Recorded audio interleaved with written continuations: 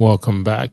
Welcome back to another episode from the Critics Collective. I'm Ron, and today we're talking Tin Man. This came out in 2007. This is a mini series, and you can currently catch this on Amazon Prime.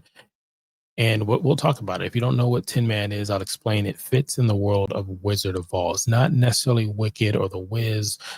It's Wizard of Oz, and it kind of fits and sits in that universe. Now, this is about the reimagining of Wizard of Oz. It does something a little bit different. I want to say it's similar to, it's probably closer to The Wiz than it is Wizard of Oz. But anyways, hit the subscribe button, like, follow, and comment for more here at the Critics Collective so you don't miss anything. I mean, we talk about gaming and wrestling and movies and film and independent and some steamy movies. I mean, we try to talk about a lot of stuff and reality shows. So we would love for you to join the collective critics. Now, with that being said, Tin Man, a mini series, I believe 3 episodes, 2007. I'll give you my highs and lows. Starting off with the lows. Lows, this is written poorly for the way that it came out. What I mean by that is it's 2007, but it feels early 2000. The jokes, the tone, it just feels like had it been 5, 7 years prior, it would have been much better in that time frame based off of what's coming out. It feels like the production or the idea was early 2000, but they didn't initially get it taken care of until '07, whenever it came out, or maybe whatever time it took to produce this. The other thing would be the script. The script, it's weird. It's written like a television show. It honestly is.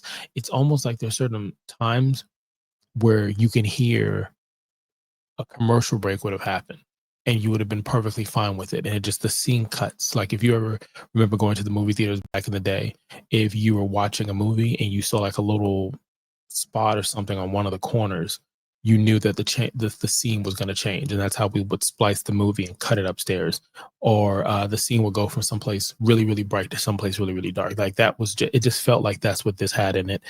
Um, the acting that wasn't the main characters just felt off. It felt this whole thing in a way, acting wise, felt like it was a pilot episode, and that was just weird. Again, another thing that made it feel like a series. The other thing was I just wasn't happy with the ending. I'm not going to spoil anything, but I just wasn't happy with the ending. Maybe you were. Put in the comments. Now let's talk about the stuff I did like. I did like Zooey. Zooey, we get a chance to see her. She's also the Zooey that we would see in New Girls.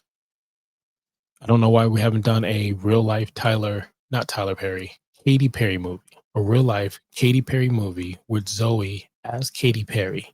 Tell me you're not thinking about it. And then it shows her moving up her career a moment, and then it switches to the real Katy Perry at home, and she's talking about the end of like where she's at in her career and what's next. Whatever. Anywho, Alan Cummings plays the Scarecrow. It's a really good Scarecrow, not for the makeup and what the setup is, but just his acting alone in this role. I really enjoyed it. But the person that I think takes the cake is a character I think is called Wes, but it's Neal McDowell. You've seen him in Arrow. You've seen him in Desperate Housewife. You've seen him as the bad guy. Normally, he's got the white hair and piercing blue and gray eyes. He's very stern. The conversation is he doesn't have a love interest in really any movie or film because he's devoted to his wife, and he's like, hey, I'm a full Christian. I'm not going to kiss anybody on camera for whatever the reason.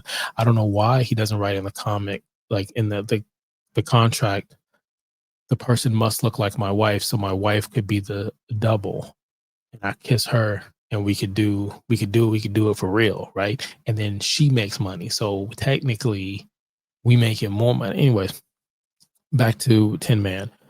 Some of the good stuff I liked. I did like the costume set, the setting. Movies like this, I think, because of the 1939 Wizard of Oz, it just sets the trend that the set has to be magical. That the costumes, the outfits, the the wardrobe, like it just has to have that look. And this has that look on it. How they reimagine like the monkeys and how the munchkins, they do a really good job of doing that on this one, and I feel like a lot of people didn't watch this. Now, with that being said, let's go ahead and rate it.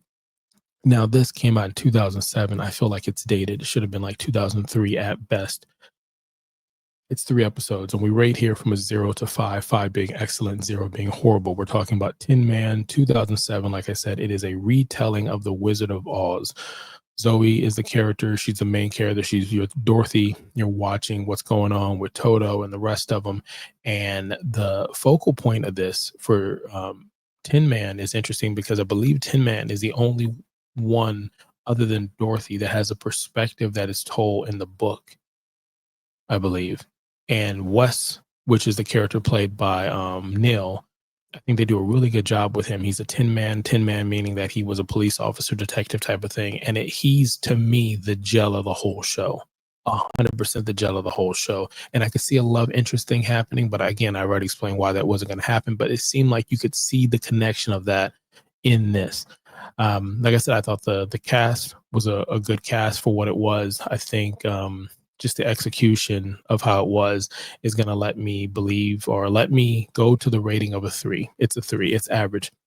There's nothing magical about this. If you're a fan of this world, this universe, I feel like you may put it higher. If you saw it when it first came out, I think you would put it higher. But looking at it now, based off of what we've gotten before, again, it's closer to the Wiz for Wizard of Oz than Wicked. Wicked, in my opinion, if I'm correct, it's a timeline that is different, and some of the details is designed to fit into the timeline that is Wizard of Oz. This does not. This does its own thing. It gives a lot of nods to the original, and that's pretty cool. And with that being said, you could have been anywhere in the world and you're here. I'm Ron. Until next time.